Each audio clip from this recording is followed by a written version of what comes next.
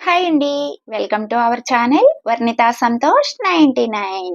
ఈరోజు ఈ వీడియోలో సంవత్సరం పాటు నిల్వ ఉండే గుమ్మడి వడియాల్ని ఎంతో టేస్టీగా, ఈజీగా ఎలా పట్టుకోవాలో ఇప్పుడు చూసేద్దాం.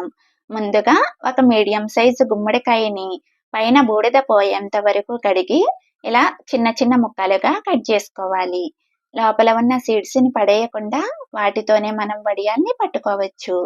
ఇప్పుడు ఈ ముక్కలకి 100 గ్రాముల కల్లుప్పుని యాడ్ చేసి ఉప్పంతా ముక్కలకి పట్టేలాగా బాగా కలుపుకోవాలి.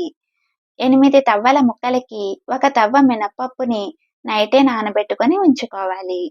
ఈ ప్రాసెస్ మొత్తం నైట్ చేసుకుంటే ఉదయాన్నే ఎండ రాకుండా మనం వడియాలు పట్టుకోవడానికి ఈజీ అవుతుంది. ఇప్పుడు ఈ ముక్కలను ఒక కాటన్ క్లాత్లో బాగా పిండి ఈ రకంగా ముక్కలన్నింటినీ వేసుకొని ఒక మూట కింద గట్టిగా కట్టుకోవాలి. ఇలా కట్టుకున్న మూటని పైన ఏదైనా బరువు పెట్టి నైట్ అంతా అలాగే ఉంచాలి. ఉదయాన్నే మనం నైట్ నానబెట్టుకున్న మినపప్పుని మనం గారెలకి ఎలా అయితే రుబ్బుకుంటామో ఆ రకంగా రుబ్బుకొని పక్కన పెట్టుకోవాలి.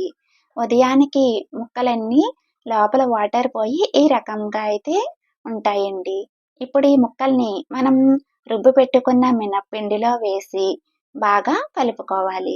ఇలా కలుపుకున్న తర్వాత ఉప్పు సరిపోయిందో లేదో చూసుకొని సరిపోకపోతే కొంచెం సాల్ట్ వేసి కలుపుకోవాలి.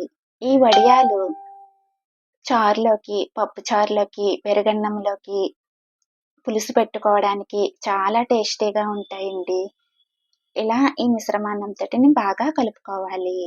ఇప్పుడు ఒక మిక్సీ జార్లోకి 10 పండు మిరపకాయలు, అల్లం, వెల్లుల్లి వేసి బాగా మిక్సీ పట్టి దాన్ని కూడా ఇందులో వేసేయాలి.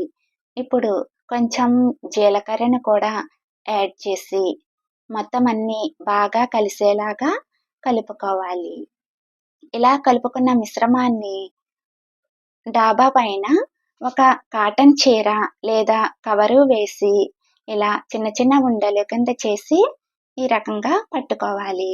ఇలా 2, 3 రోజులు ఎండలో బాగా ఎండితే మనకి సంవత్సరం పాటు నిల్వ ఉండే వడియాలు రెడీ అవుతాయండి. ఇలా బాగా ఎండిన తరువాత చీరని వేరే వైపు తిప్పి కొంచెం వాటర్ జల్లి తీసుకుంటే వడియాలనేవి మనకి ఈజీగా ఊడొస్తాయి. మనం వాటర్ జల్లి తీసుకుంటున్నాం కాబట్టి మళ్ళీ ఇంకొక రోజు ఎండలో ఎండితే మనకి వడియాలనేవి పాడవకుండా ఉంటాయండి. ఈ వీడియో మీకు నచ్చినట్లయితే లైక్ చేసి సబ్స్క్రైబ్ చేసుకోండి. Thank you.